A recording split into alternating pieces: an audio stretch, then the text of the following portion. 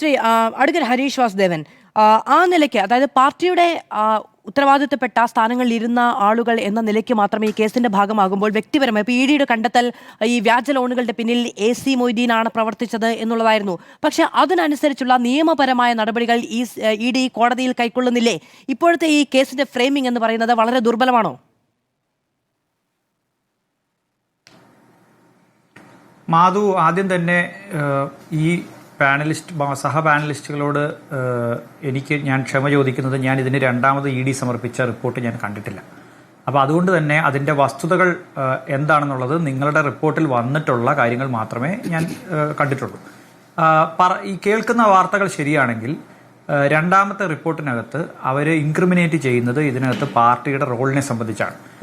അപ്പോൾ അങ്ങനെ നമ്മൾ നോക്കുമ്പോൾ നമുക്കറിയാം എന്താണ് എൻഫോഴ്സ്മെന്റ് ഡയറക്ടറേറ്റിന്റെ പ്രാഥമികമായിട്ടുള്ള ഉത്തരവാദിത്വം, അവരുടെ സ്റ്റാറ്റ്യൂട്ടറി ആയിട്ടുള്ള അവരുടെ ലക്ഷ്യം എന്താണ്.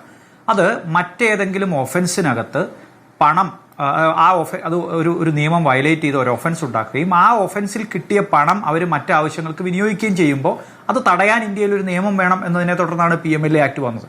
അപ്പോൾ ഒരു സാമ്പത്തിക കുറ്റകൃത്യം നടത്തുന്നു, അതിനകത്ത് പണം സ്വരൂപിക്കുന്നു, ആ പണം മറ്റാവശ്യങ്ങൾക്ക് വിനിയോഗിച്ച് അത് വെളുപ്പിക്കുകയും അത് വ്യക്തിപരമായ ആവശ്യങ്ങൾക്ക് ഉപയോഗിക്കുകയും ചെയ്യുന്നു എന്നത് തടയുക എന്നുള്ളതാണ്. അതുകൊണ്ടാണ് അതിന്റെ വ്യാപകമായിട്ടുള്ള നെറ്റ്വർക്കിംഗ്, ഇത് ആരിലേക്കൊക്കെ പോയി, പിന്നീട് എന്തൊക്കെ സംഭവിച്ചു, ഏതെല്ലാം തരത്തിലുള്ള അധികാരങ്ങളാണ് അതിന്റെ പിന്നിൽ പ്രവർത്തിച്ചത്, അതിന്റെ ബെനിഫിറ്റ് ആർക്കൊക്കെയാണ് കിട്ടിയത്, ഇത്തരം അന്വേഷണങ്ങളൊക്കെ ED നടത്തുന്നത് അതുകൊണ്ടാണ്. പക്ഷേ ഇന്ത്യയിലെ EDയുടെ നമ്മുടെ ഈ രാജ്യത്തിന്റെ സ്റ്റാറ്റിസ്റ്റിക്സ് എടുത്ത് പരിശോധിച്ചാൽ ED കൊടുക്കുന്ന കേസുകളിൽ 10% താഴെ, പലപ്പോഴും 5% താഴെയാണ് കൊടുക്കുന്ന കേസുകളിൽ കുറ്റം തെളിയിക്കപ്പെടുന്നത് എന്നത് നമ്മുടെ മുമ്പിലുണ്ട്. ഇത് ബഹുമാനപ്പെട്ട സുപ്രീം കോടതി തന്നെ എടുത്തു പറഞ്ഞിട്ടുള്ള കാര്യമാണ്. അപ്പൊ ഈ പുകമറ നടത്തുന്ന അതേ അളവിൽ തെളിവുകൾ ശേഖരിക്കുന്നതിന്റെ അതേ അളവിൽ കുറ്റപത്രം സമർപ്പിച്ച് ശിക്ഷ വാങ്ങിക്കൊടുക്കുന്നതിനോ EDക്ക് കഴിയുന്നില്ല എന്നുള്ളൊരു വാസ്തവത്തിൽ നിന്നുകൊണ്ട് വേണം നമ്മൾ ഈ കേസിനെ പരിഗണിക്കാൻ. ഈ കേസിൽ ഇത്രയധികം കാലം കഴിഞ്ഞിട്ടും EDക്ക് വളരെ പിൻ പോയിന്റഡ് ആയിട്ട് ആരാണ് ഈ പണം വകമാറ്റി സ്വന്തം അക്കൗണ്ടുകളിലേക്ക് കൊണ്ടുപോയത്, ആർക്കൊക്കെയാണ് ഇതിന്റെ നേട്ടം കിട്ടിയത്, ആ നേട്ടം കിട്ടിയ ആളുകളുടെ അക്കൗണ്ട് ഫ്രീസ് ചെയ്തു, അവരുടെ സ്വത്ത് ഫ്രീസ് ചെയ്തു, അതിൽ കണ്ടിന്യൂ ചെയ്ത് മുമ്പോട്ട് പോകാൻ EDക്ക് കഴിഞ്ഞില്ല. ആ ഫെയിലിയറിൽ നിന്നാണ് ഇപ്പോൾ രാഷ്ട്രീയമായി, എനിക്ക് മനസ്സിലായിട്ടില്ല എങ്ങനെയാണ് ഒരു രാഷ്ട്രീയ പാർട്ടിയെ പ്രതിയാക്കുക. കാരണം രാഷ്ട്രീയ പാർട്ടി എന്ന് പറയുന്നതിന് എപ്പോഴും പെർമനന്റ് ആയിട്ടുള്ള ഒരു സ്ട്രക്ചർ ഇല്ല. ഇന്ന് ജില്ലാ സെക്രട്ടറി ആയിരിക്കുന്ന ആൾ നാളെ ജില്ലാ സെക്രട്ടറി അല്ലാതാവും, ഇന്ന് ഏതെങ്കിലും പാർട്ടി ഭാരവാഹിത്വം വഹിക്കുന്ന ഒരാൾ നാളെ അല്ലാതാവും.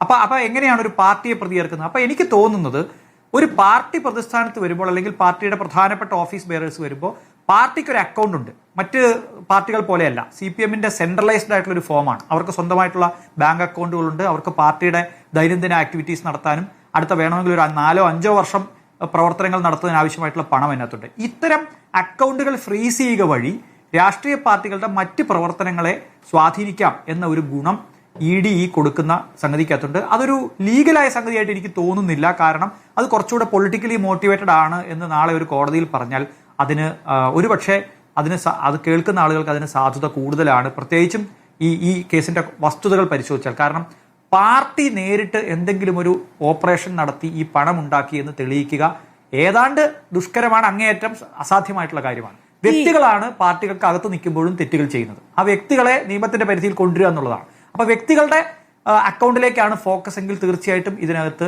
ഒരു ഫാക്ച്വൽ ആയിട്ടുള്ള അന്വേഷണമാണ് നടക്കുന്നതെന്ന് പറയാൻ പറ്റും. അല്ലാത്തടത്തോളം ഈ പൊളിറ്റിക്കലി മോട്ടിവേറ്റഡ് ആണ് എന്നുള്ള ആക്ഷേപത്തിന് കൂടുതൽ രണ്ടാം ഘട്ട കുറ്റപത്രം സമർപ്പിക്കുമ്പോൾ 180 കോടി രൂപ സമ്പാദിച്ചു എന്നുള്ളതായിരുന്നു EDയുടെ ആരോപണം. ആ കുറ്റപത്രത്തിൽ തന്നെ പറഞ്ഞിരിക്കുന്നത്. അതിൽ 128 കോടി രൂപ പ്രതികളിൽ നിന്ന് കണ്ടുകെട്ടുകയും ചെയ്തിരുന്നു. മാത്രമല്ല, നേരത്തെ ശ്രീ അനിലക്കര പറഞ്ഞതുപോലെ പാർട്ടിയുടെ തന്നെ തുക കണ്ടെത്തുകയും ചെയ്തിരുന്നു. പാർട്ടിയുടെ ഉത്തരവാദിത്തപ്പെട്ട ചുമതലകളിൽ നിന്നിരുന്ന ആളുകൾ വ്യക്തിപരമായി പണം വകമാറ്റി എന്നുള്ളത് തന്നെയാണ്. അതിപ്പോൾ AC മൊയ്തീനെതിരെയാണ് ഈ ലോണുകളടക്കം വ്യാജ പ്രവർത്തനങ്ങളിലെല്ലാം കൃത്യമായ അറിവും അതിനുവേണ്ടി അധികാര വിനിയോഗവും നടന്നത് എന്നതടക്കം കാര്യങ്ങൾ ചൂണ്ടിക്കാണിക്കുന്നു എന്നുള്ളതാണ് നമുക്ക് കിട്ടിയ വിവരം. സ്വാഭാവികമായും അദ്ദേഹത്തിന് ആ സമയത്ത് പാർട്ടിയുടെ ചുമതലയുണ്ടായിരുന്നു. ബാങ്കിന്റെ ഭരണസമിതി എന്ന് പറയുന്നത് പാർട്ടി നിയന്ത്രിക്കുന്നതായിരുന്നു. ആ നിലയ്ക്കുള്ള ഒരു സാഹചര്യ തെളിവ് എന്നതിനപ്പുറത്തേക്ക് ഇന്നയാൾ ഇന്ന കുറ്റത്തിലൂടെ ഇത്ര പണം സമ്പാദിച്ചു എന്ന് പറയാൻ കഴിയാത്ത സാഹചര്യം. അതാണ് അങ്ങ് നേരത്തെ ചൂണ്ടിക്കാണിച്ചതുപോലെ EDയുടെ കേസുകൾ കോടതിയിലേക്ക് എത്തുമ്പോൾ തെളിയിക്കപ്പെടാൻ കഴിയാതെ പോകുന്ന തരത്തിലുള്ള ഒരു വീഴ്ചയുണ്ടാവുന്നത്.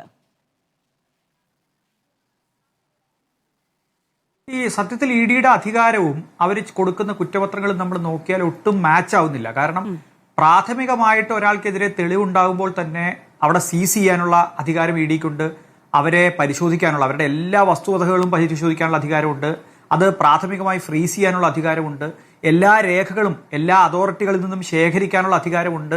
കേരളത്തിലെ ഏതെങ്കിലും ഒരു പോലീസുകാരൻ അന്വേഷിക്കുന്നത് പോലെയോ അല്ലെങ്കിൽ മറ്റേതെങ്കിലും ഒരു ഏജൻസി അന്വേഷിക്കുന്നത് പോലെയല്ല. ഇ ഡിക്ക് വളരെ വിപുലമായിട്ടുള്ള അധികാരങ്ങളും അത്ര തന്നെ ആൾബലവും ഉള്ള ഒരു സംവിധാനമാണ് ഇ ഡി. പക്ഷേ ഇ ഡി പിൻ പോയിന്റ് ചെയ്ത് എങ്ങനെയാണ് ഈ പണം സൈഫൺ ചെയ്തത്, സൈഫണിംഗ് ആണ് ഇ ഡി അന്വേഷിക്കുന്ന ഒരു പ്രധാനപ്പെട്ട സംഗതി. ഇന്നയാളിൽ നിന്ന് കിട്ടിയ പണം പിന്നീട് എങ്ങോട്ടാണ് പോയത് എന്ന ട്രാക്ക് റെക്കോർഡ് കോടതിയെ ബോധ്യപ്പെടുത്താൻ കഴിയുന്നില്ല എങ്കിൽ ഈ കേസ് ഫെയിൽ ചെയ്തു പോകും. ഇപ്പോൾ കോടതി നടത്തിയിരിക്കുന്ന ഒരു പ്രാഥമികമായിട്ടുള്ള നിരീക്ഷണം മാത്രമാണ്. ആ പ്രാഥമികമായ നിരീക്ഷണത്തിന് PMLA ആക്ടിന്റെ സ്കീമിനകത്തൊരു പ്രസക്തിയുണ്ട്. കാരണം പ്രാഥമികമായി കേസ് നിൽക്കും എന്ന് വന്നാൽ മാത്രമേ കേസുമായിട്ട് മുന്നോട്ട് പോകാൻ പറ്റുള്ളൂ. അതുകൊണ്ട് E D has made a prima facie case എന്നുള്ളൊരു ഒബ്സർവേഷൻ കൂടാതെ ഈ കേസുമായി കോടതിക്ക് മുമ്പോട്ട് പോകാൻ കഴിയില്ല. അങ്ങനെ പ്രാഥമികമായിട്ടുള്ള തെളിവുണ്ടെങ്കിൽ തീർച്ചയായിട്ടും ഇതിന്റെ ബെനിഫിറ്റ് ഓഫ് ഡൗട്ട് എന്ന് പറയുന്നത് ഇ ഡിക്ക് അനുകൂലമായിട്ടാണ് ഇത്തരം കേസുകളിൽ എപ്പോഴും കോടതി എടുക്കുക. പക്ഷെ ആ ബെനിഫിറ്റ് ഓഫ് ഡൗട്ട് ഒരിക്കലും അതിന്റെ അന്തിമമായിട്ടുള്ള സ്ഥാനത്തിലേക്ക് എത്തുമ്പോൾ കിട്ടില്ല. അതുകൊണ്ട് തന്നെ ഇ ഡി ശ്രമിക്കേണ്ടത് വാസ്തവത്തിൽ ഇ ഡിയുടെ റിപ്പോർട്ട് വായിച്ചാൽ എനിക്കും നിങ്ങൾക്കും മനസ്സിലാവുന്ന തരത്തിൽ വളരെ ലളിതമായിട്ട് ഇത്ര രൂപ ഇന്ന രീതിയിൽ സൈഫൺ ചെയ്ത് ഇന്നയാളുടെ അടുത്തേക്ക് പോയി, അവിടെ ഇപ്പോൾ കാണുന്ന ആ പണം ഇതിന്റെ ബാക്കി പത്രമാണ് എന്ന് പറയാൻ കഴിയണം, ഡെമോൺസ്ട്രേറ്റ് ചെയ്യാൻ കഴിയണം. അത് കഴിയാത്തടത്തോളം ഇതൊരു പൊളിറ്റിക്കലി മോട്ടിവേറ്റഡ് കേസാണ് എന്ന് പറയുകയും ഫലത്തിൽ യഥാർത്ഥത്തിലുള്ള പ്രതികൾ രക്ഷപ്പെടുകയും ചെയ്യും എന്നുള്ളതാണ് അതിന്റെ ദയനീയമായിട്ടുള്ള വളരെ മോശമായിട്ടുള്ള ഒരവസ്ഥ.